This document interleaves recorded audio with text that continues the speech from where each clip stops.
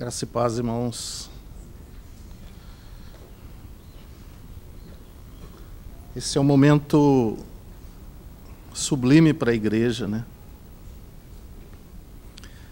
Eu creio que quando o Senhor ele fala as coisas, ele sabe muito bem o que ele está falando, né? E o propósito disso. Quando falaram lá na purificação do templo que eles criam em Jesus, ele não confiava na natureza humana, porque ele sabia bem o que é a natureza humana. Então, Pedro também ele fala algo acerca dessa purificação dos nossos pecados, né? Ele diz que quando nós ficamos infrutíferos no conhecimento de Cristo, nós esquecemos até da purificação dos nossos antigos pecados. E eu creio que isso tem relação realmente com esse momento, o momento da mesa do Senhor. Esse momento é um momento para nós lembrarmos dele, como ele fala em Mateus, como Mateus cita, e como Paulo cita em Coríntios, né? Lembrarmos, fazemos memória da sua morte até que ele venha. Então eu creio que esse momento da mesa é um momento de revelação do Senhor para o seu coração e para o meu coração. Porque para o Senhor isso não é um momento qualquer. E não deve ser para nós também. Deve ser um momento de fé, de revelação, de esperança. Então, porque tudo isso, né, o Senhor tratou daquele momento em que ele tomou o pão, né, até o momento que ele foi preso. Então, nós temos, sempre que a gente tem tido oportunidade de comungar com os irmãos, nós temos visto esse tempo entre aquele momento em que o Senhor Jesus tomou aquele pão, né, e tomou aquele cálice e falou para fazermos em memória de mim. Nós vamos ver ali os textos. Até aquele momento em que ele foi preso lá no Getsêmani. Então, durante esse período, João ele trata de umas particularidades do Senhor muito preciosa para nós.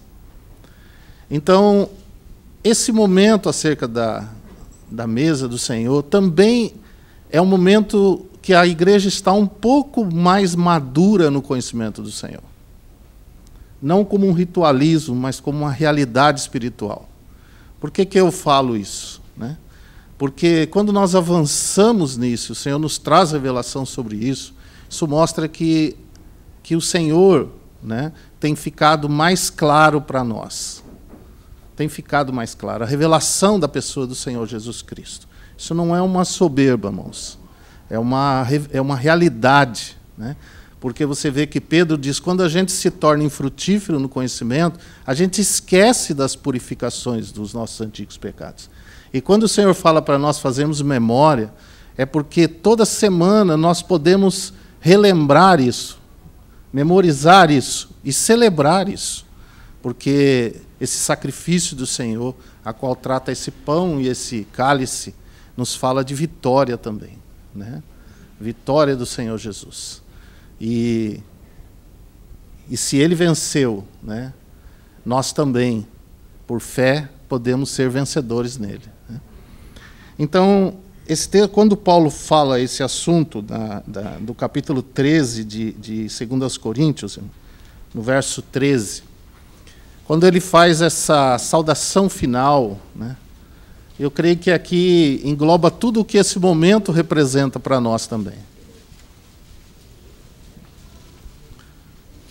O que esse momento representa para a igreja do Senhor, né? 2 Coríntios 13, o verso 13. Ele diz assim: a graça do Senhor Jesus Cristo, o amor de Deus e a comunhão do Espírito Santo sejam com todos vós. Então, quando nós olhamos para esse momento, irmãos, diante da mesa a qual o Senhor nos convida para nós sermos participantes, nós podemos tocar essas três coisas tão preciosas: o amor de Deus, a graça do Senhor Jesus e a comunhão do Espírito Santo. Então, lá em Mateus 26, como nós sempre temos usado esse texto, é interessante que alguns irmãos citam que, às vezes, a passagem de Paulo é mais usada do que a própria passagem de Jesus, né? Mas Paulo ele estava exortando a igreja acerca de alguns desvios, né, que eles estavam tornando essa mesa do Senhor algo de escândalo, né? Algo não para edificação, mas para destruição da própria igreja, gerando até heresia através disso. Mas o Senhor Jesus, aqui no capítulo 26, quando ele chega no verso 30, depois que ele trata acerca que ele fala acerca do pão e do cálice, e fazer isso em memória dele, e ele fala acerca do reino, nós já também compartilhamos alguma coisa com os irmãos sobre isso. No verso 30, disse que ele, tendo cantado um hino, ele saiu para o Monte das Oliveiras. Então, Jesus lhes disse: todos vós, esta noite, vos escandalizareis de mim, pois está escrito: ferirei o pastor, e as ovelhas do rebanho se dispersarão.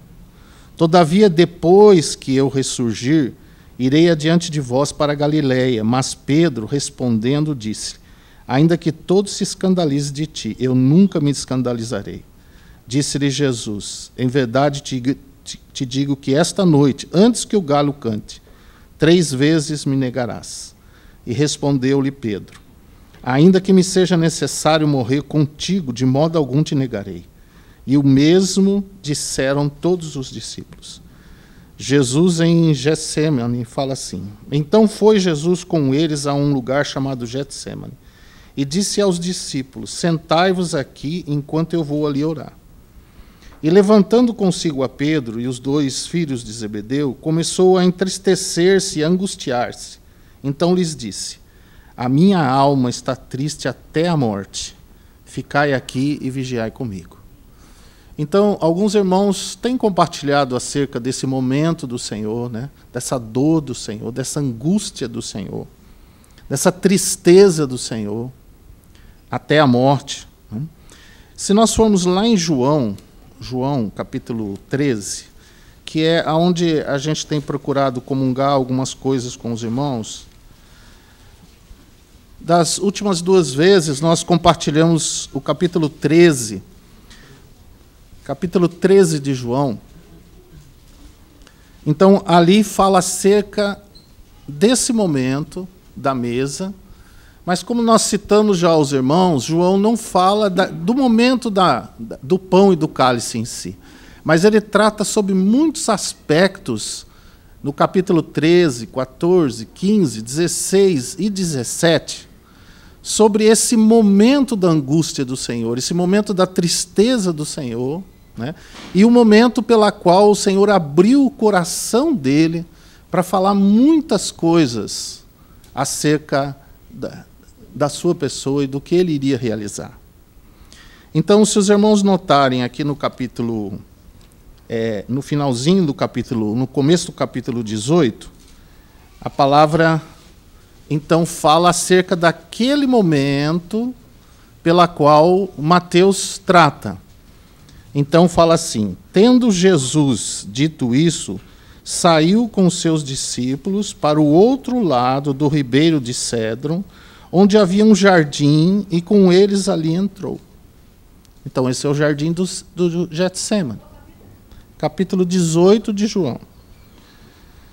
E a partir daqui, então, nós vemos todo o desfecho daquele momento a qual Judas chega e traz aqueles soldados para prenderem Jesus. Então, desse capítulo 13 até o capítulo 17, João nos traz essas particularidades acerca da oração sacerdotal de Jesus, acerca do que ele falou naquele momento. Então, eu queria ver com os irmãos hoje acerca do que o Senhor falou dele, ele sendo o caminho, a verdade e a vida, que está no capítulo 14 de João. Ele sendo o caminho, a verdade e a vida. Então, nesse momento aqui, amados, nós vemos a realidade daquilo que o Senhor, porque aqui era uma promessa, mas hoje nós gozamos de uma realidade espiritual, do que é realidade. Aqui era promessa, mas hoje nós gozamos de uma realidade. Então nós estamos aqui para gozar desse Senhor que é o caminho, a verdade e a vida em nós, né? Então, quando nós falamos acerca do amor do Senhor que veio desde antes da fundação do mundo, e nós falamos acerca da humildade do Senhor, né? Então, o Senhor, ele disse no verso 14, em toda aquela situação em que ele se encontrava, e ele disse ali, nós lemos lá, que nesse momento, a partir desse momento, ele estava ficando completamente só. Se vocês notarem aqui no capítulo 16, que está dentro desse momento do Senhor, ele vai falar acerca disso. No capítulo 16, no verso 32, ele fala assim, ó, um pouco antes daquela sua oração, né, a qual saiu suor e sangue, né, um estado de hemorragia que estava acontecendo nele por tanta angústia e tristeza. Ele disse assim antes: eis que vem a hora, e já é chegada, em que vós sereis dispersos, cada um para o seu lado, e me deixareis só. Mas não estou só, porque o Pai está comigo. Então, era um momento também da angústia dele de ficar só. Aquele Pedro e aqueles discípulos que disseram para ele que nunca negaria ele, né? Eles se afastaram do Senhor, negaram o Senhor. E ele ficou completamente só, irmãos. Mas ele não estava só, o Pai estava com ele. Então, aquela angústia, né, de estar só, aquela grande tristeza de ter que ficar aqueles momentos separados do Pai. Quando ele orou, ali naquele momento, orou que o Pai, se fosse possível, livrasse ele daquele cálice, ele não estava com medo da morte, irmãos. Não era a morte física, não era o sofrimento em si. É fato que o Senhor passou todos aqueles sofrimentos. Mas não é isso, inclusive o Espírito Santo não deixa a gente ficar muito preso a essas coisas em si, né? Mas ao coração do Senhor, à pessoa do Senhor Jesus. E a angústia dele, a tristeza dele, realmente, era uma separação. Primeira, ali sendo separado dos seus amigos, né, daqueles discípulos. E depois uma separação do Pai. Era uma angústia e uma tristeza muito grande. E pensemos, irmão, que ele estava ali como homem, totalmente como homem, né? Então, aqui no capítulo 14, nesse momento, nesse quadro que Jesus se encontrava, irmãos, é algo tão maravilhoso esse coração do Senhor. É algo que só com a eternidade nós vamos conhecer verdadeiramente. Como que naquele momento, eu estava pensando sobre isso, acho que foi quarta-feira, a gente comentou com alguns irmãos sobre isso, naquele momento em que ele estava ali, crucificado. Alguns irmãos já falaram sobre isso, acerca da dor, porque a cruz é a pior dos sacrifícios ou das torturas que existe. Diz que não existe tortura maior do que a cruz. E naquele momento, para Jesus, só dele ficar... a única maneira que ele não sentia muita dor, extrema dor, é quando ele relaxava um pouco, que ele podia respirar. Agora vocês imaginem, irmãos, naquele momento em que ele estava crucificado, ele pôde consolar o coração da sua mãe, ele pôde falar àqueles ladrões que estavam com ele do lado da cruz. Pensem bem, irmãos. Ele precisava fazer extrema força para poder falar. Ele poderia ficar quieto naquele momento. Ele poderia estar ali naquela situação que ele se encontrava, mas ele ainda ali, irmãos, ele encontrava forças para poder se levantar e poder falar àqueles ladrões que estavam com ele do lado da cruz. O coração do Senhor, um coração maravilhoso, irmãos. Maravilhoso. Então, mesmo naquela situação, todas as palavras do Senhor eram palavras de esperança e de consolo. Então, ele trata aqui no capítulo 14, ele começa a dizer assim: não se turbe o vosso coração. Irmãos, misericórdia, Senhor. Tem misericórdia de nós. O Senhor, em profunda tristeza, Ele fala para nós não turbar o nosso coração. Ele toma a nossa tristeza, irmãos, para que a gente esteja alegre. Não se turbe o vosso coração. Veja, é algo que só o Senhor mesmo, essa pessoa maravilhosa do Senhor Jesus, a gente pode tocar isso, irmãos.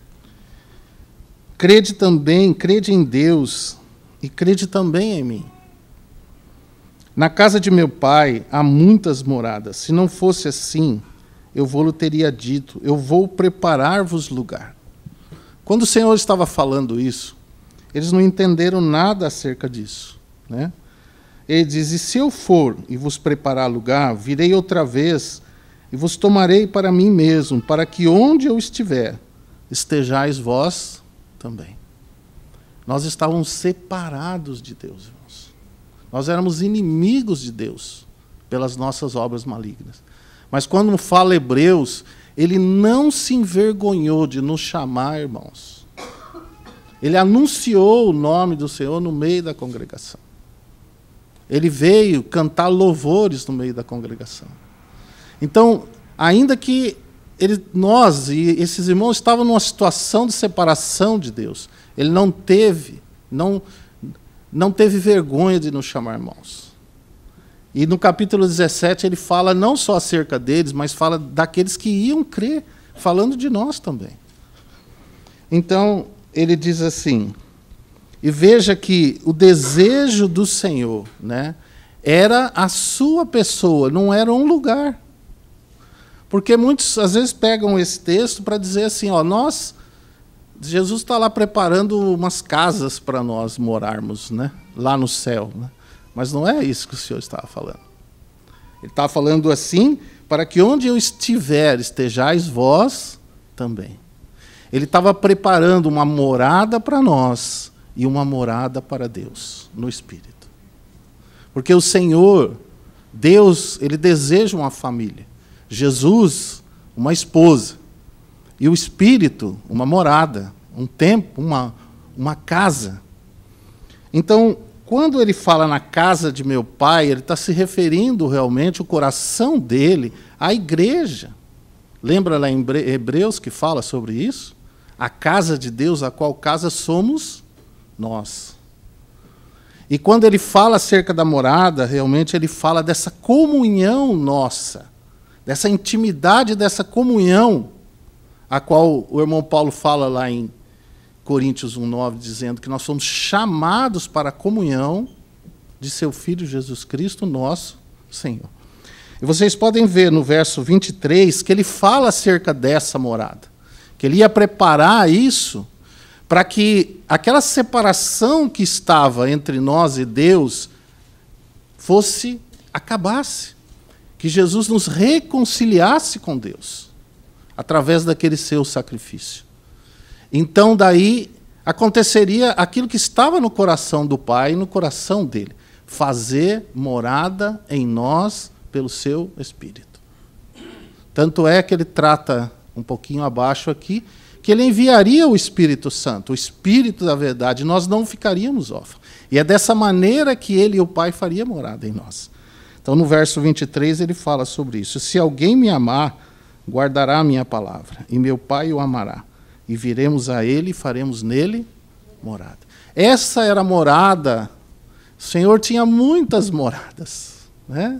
Muitas moradas. Então o Senhor estava preparando realmente isso para que fosse possível essa morada de Deus no Espírito em nós. Então o Senhor ele fala acerca disso, que ele iria, né, que ele iria realizar essa obra e que ele iria.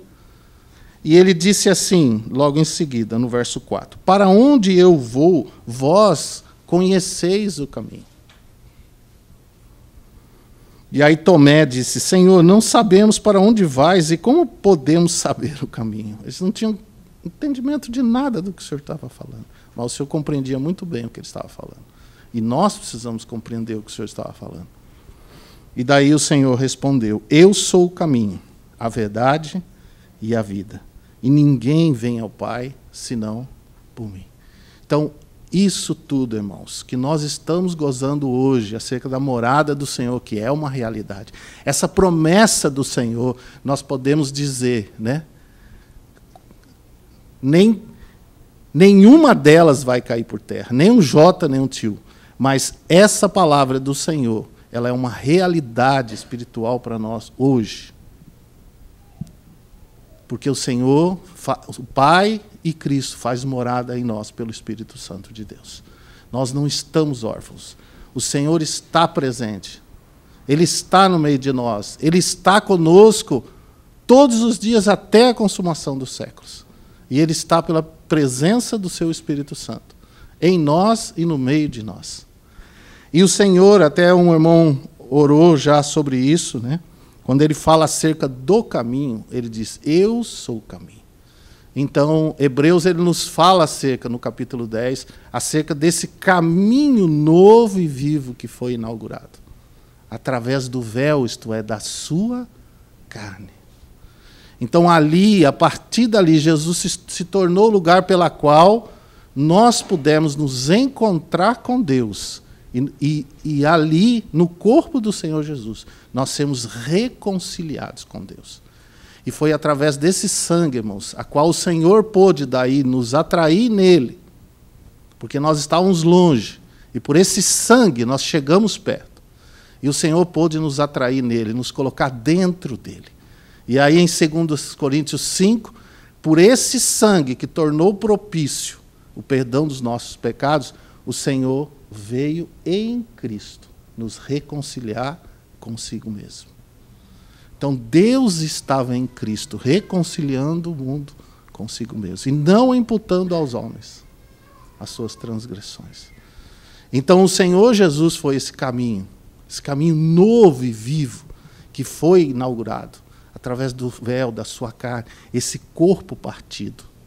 Foi ali, meus irmãos, que esse caminho novo e vivo foi inaugurado. Que nós pudemos ter acesso ali à reconciliação com Deus. E no tabernáculo, essas 3 palavras, elas significavam aquelas 3 portas que adentravam o caminho, que era a primeira porta ali, que só os pecadores entravam naquele átrio, onde tinham os sacrifícios. Então, o Senhor Jesus nos fez nos reconciliar com Deus por aquele sacrifício, por aquele sangue derramado, pelo seu corpo partido por nós. Mas a segunda porta, ela se chamava a verdade, que entrava no santo lugar. E ali só os sacerdotes entravam no santo lugar. E agora o Senhor está dizendo para você e para mim, que Ele em nós, né, nos tornou sacerdotes para Deus. E que Ele é a verdade. Você está no santo lugar, porque o santo está vivendo em você. Então você pode ministrar ao Senhor agora, como um sacerdote real, diante dEle. Porque Cristo é a sua vida. Se você creu nele, se você creu nesse sacrifício, se você confessa a Jesus como Senhor, se você crê no seu coração que Deus o ressuscitou dos mortos, Cristo é a sua vida. Você não ficará confundido, porque a palavra diz logo, todo aquele que nele crê não será confundido. Você não ficará confundido. Mas não só isso, irmãos, porque o santo lugar não dava acesso à presença de Deus, no santíssimo lugar. Mas ali havia uma porta, que logo em seguida vinha, que se chamava a vida. Então, esse Senhor, que é a verdade, quando fala conhecereis a verdade, e a verdade vos libertará, está falando de uma pessoa. Se o Filho vos libertar, verdadeiramente sereis livres. Ou como Efésios 4 fala, segundo a verdade que é em Jesus. Ele é a verdade não é uma coisa. Por isso que, quando nós não atentamos para a verdade como uma pessoa, nós criamos muitas divisões entre os cristãos, querendo discutir coisas que são verdades. Mas se a verdade em você é uma pessoa, então, se é na vida de um outro irmão, essa unidade que mostra também essa mesa, esse momento, ela é muito clara aos nossos corações. E tem que ser no seu coração. Mas nessa outra porta, a qual fala do Senhor como a vida, Efésios 2, irmãos, nos fala algo maravilhoso acerca disso. Porque ela nos leva, a pessoa do Senhor, ela nos leva à presença do próprio Deus. Então, como Hebreus fala, nós podemos entrar daí com ousadia no Santíssimo Lugar, a presença do próprio Deus. E é com inteiro coração e certeza de fé, tendo os corações purificados da má consciência e o corpo lavado com água limpa. Então, por esse sacrifício, hoje você pode entrar no Santíssimo Lugar. Porque no verso 4 ele diz assim: mas Deus, sendo rico em misericórdia, pelo seu muito amor com que nos amou, estando nós ainda mortos em nossos delitos, nos deu vida juntamente com Cristo, pela graça sois salvos. E nos ressuscitou juntamente com Ele, e com Ele nos fez assentar nos lugares celestiais em Cristo Jesus. Então veja que o Senhor, Ele nos levou à presença de Deus, nos introduziu no próprio céu. Ele é o precursor. Mas há um homem assentado à destra de Deus. Um varão aprovado por Deus. E ele é o precursor. E por ele, isso é uma âncora segura e firme para a nossa alma, que faz a gente penetrar também os céus. E veja aqui que aqui fala de duas coisas, vida e ressurreição. Oséias também fala disso, faz uma diferença. Por quê? Porque a ressurreição é uma promessa para você. O Espírito que está em você é o mesmo que ressuscitou a Jesus. E quando o Senhor retornar, que essa é a nossa esperança, por essa palavra de 14 que ele fala também. Credes em mim, credes em Deus, credes também em mim. Né? Eu voltarei para vós mesmos. Então essa é a nossa esperança, a esperança da igreja, a viva esperança acerca da volta do nosso Senhor. E ele ali fala de ressurreição, que é uma promessa para nós por esse Espírito. Mas aqui fala acerca da vida. Essa vida, você já goza dela hoje. Essa vida está em você. A vida é o próprio Senhor, não uma coisa. E através dessa pessoa do Senhor Jesus, você hoje pode entrar nos céus. A presença do próprio Deus, no Santíssimo Lugar, pela fé. Amém, irmãos? Que esse momento, irmãos, então, seja um momento para nós de louvor, de gratidão, de adoração e de reconhecimento a esse nosso Senhor bendito, pelo esse amor de Deus. E é na comunhão do Espírito Santo que nós tocamos em tudo isso, toda essa realidade. Amém? Vamos orar, irmãos. Senhor bendito, te damos graça, Senhor. Senhor, o que a gente toca em Ti, Senhor, nós não temos como tocar em homem algum, Senhor. Um amor tão grande, uma entrega tão grande, Senhor. Um caminho da cruz tão manifesto na Tua vida, Senhor.